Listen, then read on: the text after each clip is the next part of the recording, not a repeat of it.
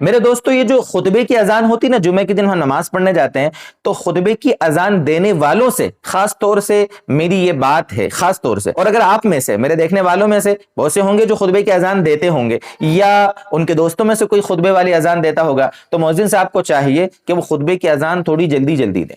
یہ سنت ہے. ویسے ہی نہ دیں جیسے نارمل ہم اذان دیتے ہیں نا، نمازوں کی اذان، ویسے نہیں دینا ہے، بلکہ خطبے کی اذان میں سنت یہ ہے کہ آپ تھوڑا جلدی جلدی دیں. میں آپ کو دے کے بتاتا ہوں تاکہ تھوڑا مسئلہ صحیح سمجھ میں آ جائے گا. اللہ اکبر اللہ اکبر اللہ اکبر اللہ اکبر اشہد ان لا الہ الا اللہ اشہد ان لا الہ الا اللہ. دیکھو کتنی جلدی جلدی دینا ہے.